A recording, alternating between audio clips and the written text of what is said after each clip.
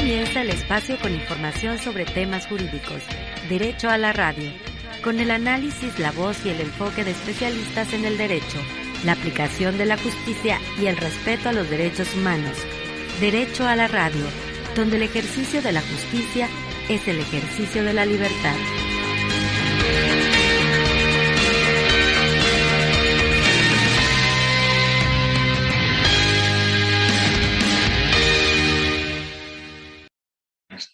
Muy buenas tardes, tengan todas y todos ustedes, sean bienvenidos a su programa favorito, Derecho a la Radio. Como cada miércoles en punto de las 19 horas nos encontramos transmitiendo desde el 94.9, frecuencia modulada, Universo FM, la estación de la Universidad de Colima. También lo hacemos a través de nuestras redes sociales, Facultad de Derecho Oficial y Facultad de Derecho UCOL. Este último, nuestro canal de YouTube, donde podrán consultar en fecha posterior este y todos los programas de Derecho a la Radio. Y bueno, como cada programa, se encuentra con nosotros nuestra amiga Bárbara Mancera. Hola Bárbara, muy buenas tardes, bienvenida. Hola, no, qué gusto saludarte, buenas noches, te saludo a ti, por supuesto, nuestra amable audiencia que nos acompaña como cada miércoles y por supuesto recordarles que pueden escuchar la retransmisión de este programa y de los demás en punto de la 1 de la tarde el día sábado, en donde por supuesto en la estación radio de la Universidad de Colima, Universo 94.9.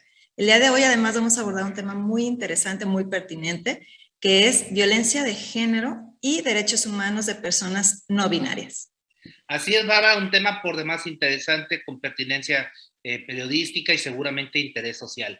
Y bueno, ¿qué te parece si empezamos el programa como tradicionalmente lo hacemos con la intervención del doctor José Ángel Méndez Rivera, quien presentará la editorial de este día? Adelante, doctor Méndez Rivera, le escuchamos.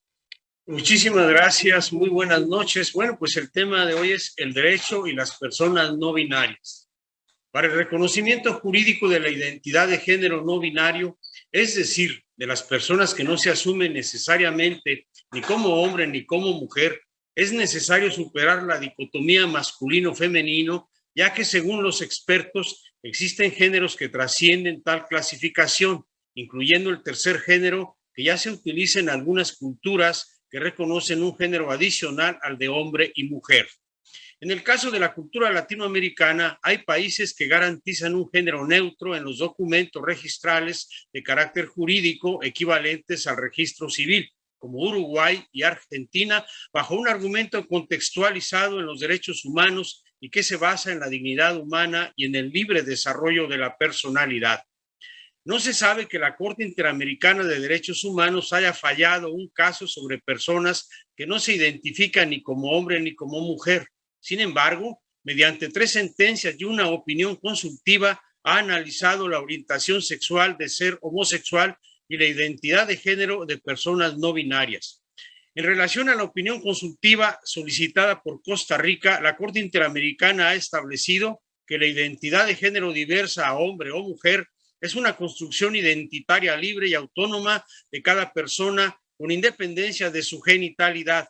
Tal identidad de género está protegida por instrumentos americanos de derechos humanos bajo el principio ético de autonomía y prohibición de no intervenir en la vida privada, que comprende la libertad de expresar la identidad de género sin interferencias arbitrarias, salvando derechos de orden familiar y de protección al interés superior del menor, teniendo también, desde luego, las personas no binarias el derecho a formar una familia. ¿Y usted qué opina? Muchas gracias por su atención. Bueno, es el momento de agradecer al doctor José Ángel Méndez Rivera por la lectura de esta editorial. Muchas gracias. Así es, Bárbara, y bueno, para quienes nos acaban de sintonizar, les compartimos que esta noche, o tarde-noche, abordamos el tema relativo a la violencia de género y los derechos humanos de personas no binarias. Y pues, Bárbara, ¿quién mejor que para abordar este tema que nuestro invitado de esta tarde-noche en este programa? Y nos referimos al doctor Carlos Alberto Prieto Godoy, quien es profesor investigador de la Universidad Autónoma de Nayarit, a quien les agradecemos que haya aceptado participar con nosotros en este programa. Bienvenido, doctor Carlos, a su programa Derecho a la Radio. Muy buenas tardes a toda la amable audiencia de la radio de la Universidad Hermana de Colima y a todas las personas que nos estén escuchando. Muy agradecido y honrado con la invitación, doctor. Doctor, bueno, además de agradecerle su participación, nos gustaría, pues entrando en materia y partiendo de lo general o particular, ¿qué diferencia o qué es la violencia de género y cómo se distingue respecto de otros tipos u otras formas de violencia? Sí, maestra, es una pregunta importante porque esto implica que hagamos un esfuerzo muy importante para poder distinguir primero la violencia y luego la violencia contextualizada. Por supuesto que no nos podemos ceñir únicamente a la violencia en estricto sentido, que pueda ejercer una persona sobre otra o el Estado o tolere el Estado de una persona sobre otra. Y en este caso del género, pues violencia de género tendríamos que, en efecto, hacer un ejercicio de vinculación entre estos conceptos y sería aquella violencia que se le ejerce a una persona por el hecho de el reconocimiento de su género. Por una parte es el reconocimiento de ella misma, de esta persona, de su género, cómo lo vive internamente y cómo lo proyecta. Esto nos llevaría, digamos, al diálogo o a la dialéctica construida digamos, en el contexto muy vanguardista del respeto a la identidad de género hacia una verdadera identidad de género, ¿verdad? Muy bien, doctor. La siguiente pregunta, justamente vinculada con esto que usted acaba de referir, es si la violencia de género solo afecta a las mujeres. Definitivamente que México es uno de los países que más problemas tiene respecto de la violencia de género hacia las mujeres. Pero en efecto existen otras categorías de género, como ya escuchamos por parte del doctor Méndez, que nos hacía un resumen muy oportuno sobre el reconocimiento de este grupo de personas de género no binario, es decir, que no se identifican ni con el género masculino ni con el género femenino. En esta situación, doctor, se desasocia la, digamos, fisonomía de una persona respecto de cómo le tocó nacer, con qué tipo de genitales le tocó nacer y su identidad autopercibida. Es decir, que estamos ante un elemento subjetivo del sentir humano que necesariamente tiene que respetar el Estado para garantizar su dignidad. Entonces, la violencia de género hacia las mujeres es algo que a este país urge remediar porque, bueno, ya conocemos todas estas terribles cifras que todos los días vemos en la prensa local y nacional respecto de la violencia de género hacia las mujeres, pero en efecto existe un crisol de identidades de género que también deben de respetarse en la misma medida. Y entonces la violencia de género se puede dar también hacia ese grupo, ese crisol que tenemos digamos, de personas que comparten una identidad diferente y se agrupan con el conocido LGBTIQ+, ¿verdad? En efecto, tenemos que reconocer la existencia de otras formas de autopercibirse independientemente de la condición fisiológica de cada persona, ¿no? Obviamente con sus límites, obviamente deben existir límites en aras de conservar y preservar un orden público. Bueno, maestro, incluso a propósito de la temática de hoy sobre las personas no binarias, usted ya nos empieza a dar algunos elementos de quienes se pueden considerar personas no binarias, hablando de este crisol al que hizo referencia. ¿Nos puede aclarar, sobre todo a la audiencia, a nosotros, cómo es que, a quiénes nos referimos de manera concreta en esta categoría de personas no binarias? Bien, a ver, no podemos obviar que la identidad de género, aunque no es la misma cosa, sí se encuentra íntimamente relacionada con la fisiología, es decir, la sexualidad y la vivencia de la sexualidad de cada persona. Sin embargo, existen personas, por eso el grupo del colectivo LGBTQ+, quiere decir que se deja la posibilidad de que existan identidades de género que no encajen en ninguno de estos colectivos, ni en el lésbico, ni en el gay, ni en el transexual, ni en el bisexual, ni en el intersexual, más. Entonces, aquí incluso hay personas que pueden tener una identidad de género al margen de esa vivencia de su sexualidad. Y aquí tendríamos que también incluir a ese grupo de personas que no se identifican ni con el género masculino ni con el género femenino. De ahí lo binario, ¿no?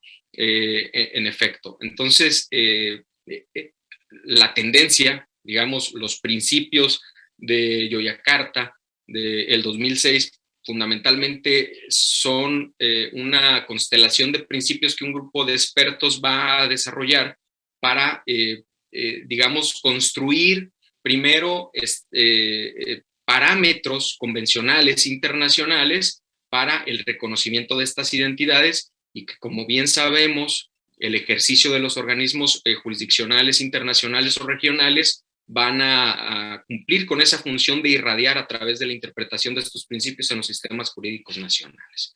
Entonces, a eso se refiere, se enlistan una gama de, digamos, principios que surgen de las principales patologías, tanto gubernamentales como sociales, sociojurídicas y políticas, pero existe una constelación de derechos mucho más grande, de naturaleza cultural, económica, social, en donde puede ejercerse violencia de género a las personas que no tienen esta identidad binaria, ¿verdad?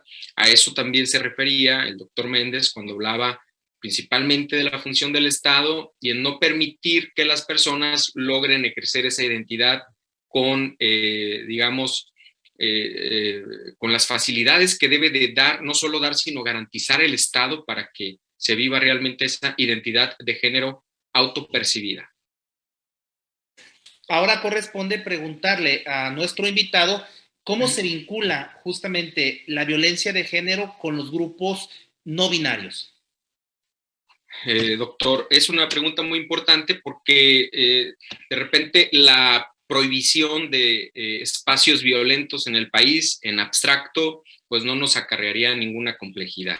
La complejidad en la inteligencia de comprender de qué manera se puede violentar a estas personas entra ya en, digamos, la vida cotidiana de las personas. Las personas tienen derecho a tener un libre desarrollo de su personalidad jurídica, eso es fundamental, y el Estado debe de garantizar esos mecanismos mínimos para que las personas puedan lograr esa libertad, ese desarrollo integral de su personalidad con amplia libertad y garantizando espacios libres de violencia. La seguridad pública es fundamental. Debe haber, digamos, criterios muy específicos para no, bueno, hay a quienes no les gusta llamar revictimización de las personas que pueden ser víctimas en amplio sentido de violencia y luego ya de manera muy particularizada por el hecho de autodefinirse de manera genérica en algún grupo de estos colectivos vulnerables. Se les llama grupos colectivos vulnerables precisamente porque digamos, el sistema jurídico nacional no contempla esos mecanismos que consigan un equilibrio tanto en la vida pública como a través de los servicios públicos del Estado y las obligaciones activas que tiene el Estado de garantizar la seguridad de las personas en sus legislaciones. Por eso a veces resulta que determinadas disposiciones legales pueden aparentemente ser discriminatorias en sentido de un género u otro. Lo que se busca es disminuir esa brecha de desigualdad que existe entre un género y otro respecto de la vida pública que te debe de garantizar el Estado para que consigas vivir plenamente tus derechos humanos y fundamentales, ¿verdad? Doctor, sin duda sus respuestas, sus aportaciones pues nos generan incluso más inquietudes, ¿no? De eso se trata este programa al final de cuentas. Y preguntarle, ¿qué relación entonces guarda la violencia de género y los derechos humanos de las personas no binarias? Un poco también retomando lo que usted nos está planteando. Sí, absolutamente toda la relación, porque definitivamente que el Estado debe ingeniárselas para, en efecto, mantener esas disposiciones que deben ser temporales.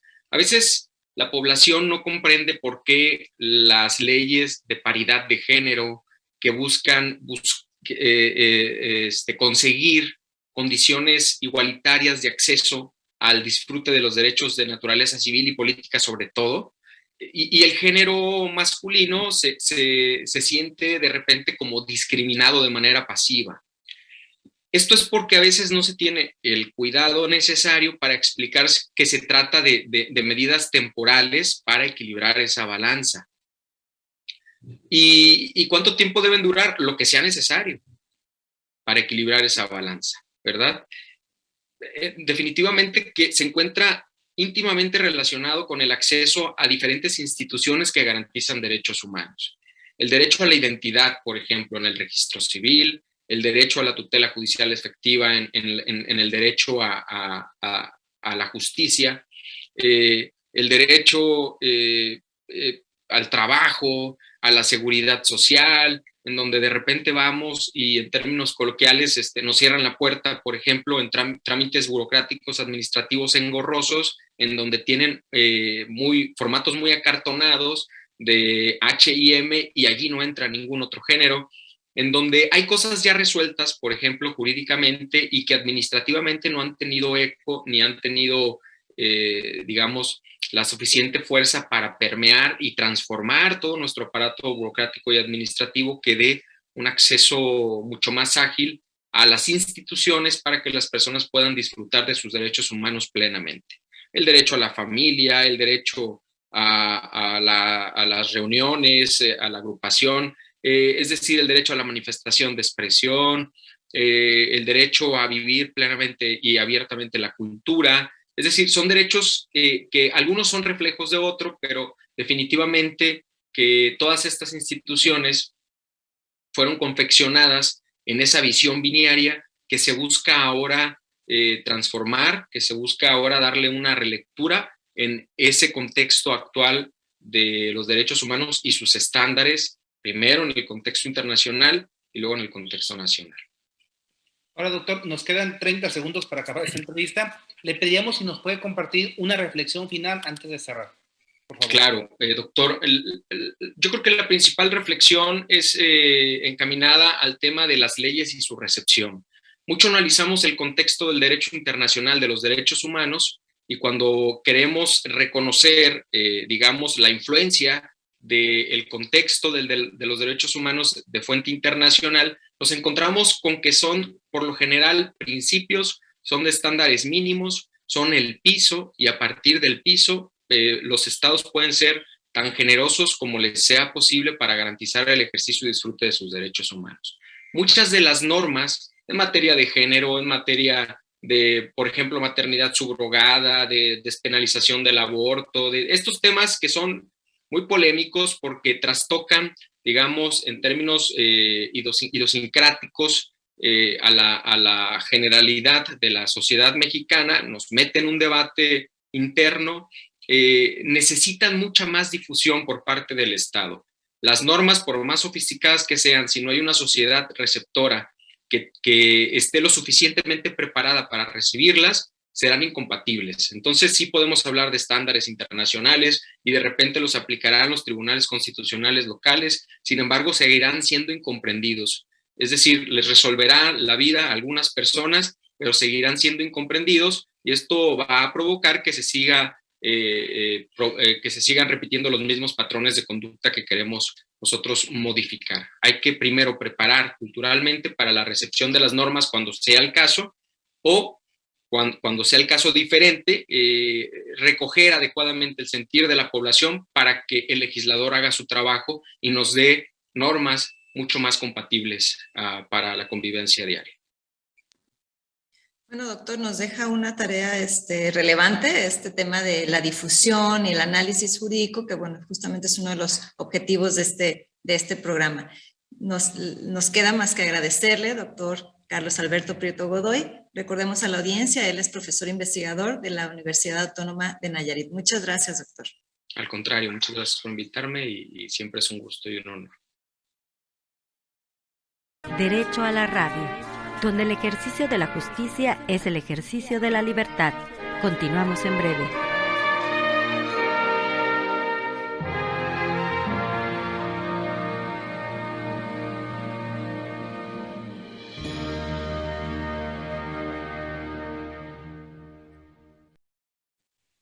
Y bueno, continuando con el programa, ahora le vamos a dar la bienvenida a nuestro amigo, el licenciado Francisco Javier Mayoral Flores. Recordemos que él es el coordinador del bufete jurídico de la Facultad de Derecho de esta Universidad de Colima, quien el día de hoy nos va a hablar de un tema muy interesante para arrendadoras, arrendadores, inmobiliarias, que es el tema del juicio de desocupación. Bienvenido, licenciado.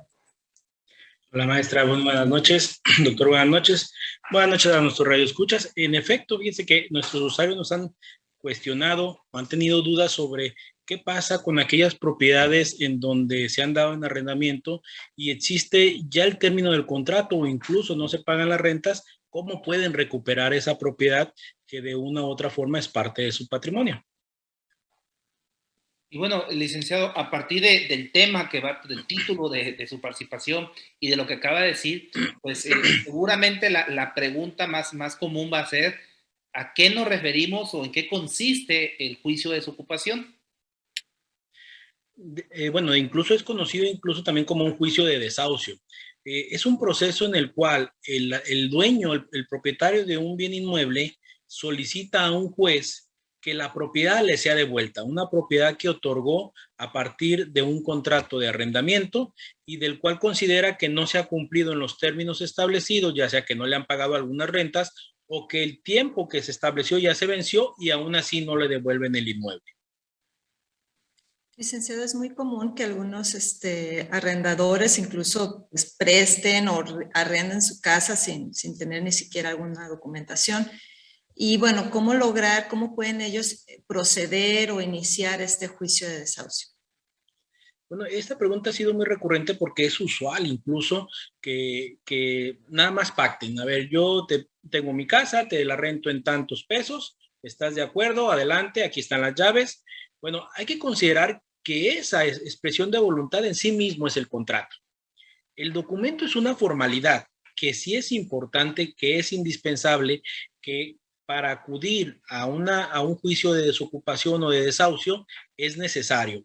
De tal manera que si no tenemos el documento, tendríamos que primero hacer un juicio previo en el cual formalicemos ese contrato ya hecho. Una vez formalizado, entonces podemos proceder a solicitar la desocupación del inmueble por el incumplimiento del contrato o bien porque el tiempo que se estableció para la renta o para el arrendamiento ya fue concluido. Ahora, licenciado, entendemos que hay varios tipos de juicios de desahucio. ¿Cuáles serían esos tipos? Bueno, es básicamente esto que les acabo de comentar, en donde podemos acudir por un juicio de desahucio a partir del incumplimiento del pago de rentas, en donde exigimos que nuestra parte contraria, en este caso el arrendatario, no solamente nos pague las rentas, sino que en virtud del incumplimiento nos desocupe el inmueble y nos lo regrese. El otro sería a partir de la finalización del contrato. ¿Sí? Regularmente hacemos un contrato por un año, yo ya no quiero, la persona ya no quiere seguir o continuar arrendando el inmueble y ante la falta de devolución por el término del contrato se puede solicitar que sea devuelto, es decir, que el juez ordene que ya se le entregue al propietario ese inmueble. Licenciado, entonces, si no tengo contrato de arrendamiento, tendría que acreditarlo. Si sí tengo contrato de arrendamiento y no me pagan la renta, puedo acudir a este tipo de trámite. ¿Qué pasa si sí me pagan la renta, pero hacen daños al inmueble? Yo realmente ya no quiero sostener esta relación contractual, pero todavía además no se vence el plazo del contrato. ¿Qué puedo hacer? Claro, hay que considerar y que regularmente en el contrato viene estipulado o en los contratos vienen estipulados que los daños que se causen al inmueble pues van a constituir precisamente una carga para el propio arrendatario. En este sentido, si hay una afectación al inmueble y lo que se protege precisamente es el derecho del arrendatario, pues se puede solicitar que se dé por terminado en su momento el propio contrato, ¿sí? Hay que considerar que hay una cuestión en el juicio de desocupación que cuando únicamente se exigen el pago de rentas, pues lo primero que procede, que hace el juez es requerirle al propio arrendatario que acredite haber pagado. ¿sí? Y que incluso puede en ese momento cubrir el pago de las rentas. Sin embargo, no está supeditado a esa misma cobertura, porque si en el propio proceso solicitamos la desocupación y como un factor el pago de las rentas, pero como además el daño a la propia propiedad, pues el puro pago de las rentas no será suficiente. Tendrá que alegarse el pago de daños y perjuicios independientemente de la devolución del inmueble. Licenciado, antes de cerrar el programa, en el último minuto que nos queda para esta sección, pedirle si nos puede compartir alguna sugerencia o recomendación general sobre este tema. Claro, yo les comentaba que era usual que no hubiera un documento formal. Es importante que cuando vayan a hacer un tipo de convenio, como es el caso de un arrendamiento, puedan formalizarlo, puedan llegar el documento, pero además establecerlo a partir de las condiciones o de la realidad que están atendiendo. Regularmente encontramos, por ejemplo, en una papelería, un contrato que es muy general, son factibles utilizarlos, pero no atienden esa realidad. Sí sería sugerible que puedan incluso verificarlo en algún momento con algún abogado para que pueda darle los elementos necesarios y protegerlos en mayor proporción. Ahora bien, si hay una duda en este sentido o ya están en arrendamiento y hay alguna carencia, pues les recordamos que el bufete jurídico de la Facultad de Derecho puede apoyarles en este aspecto de asesoría.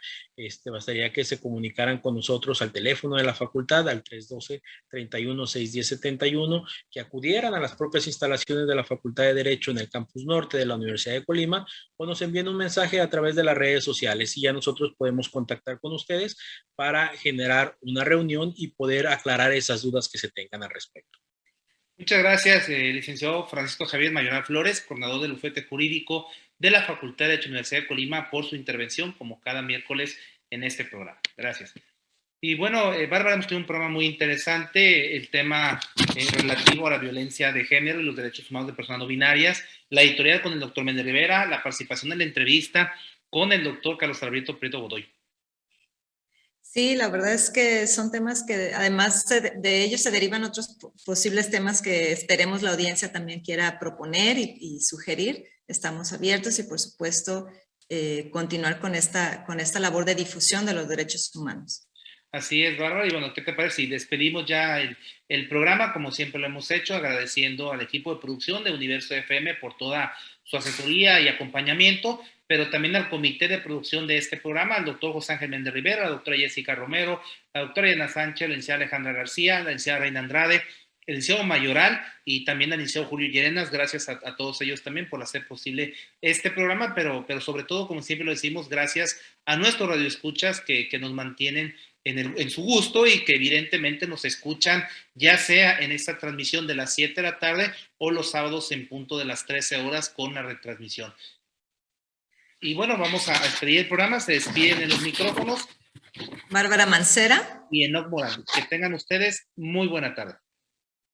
Hasta pronto. Aquí termina esta emisión. Te esperamos la próxima semana en Universo 94.9. Derecho a la Radio, una producción de la Facultad de Derecho de la Universidad de Colima.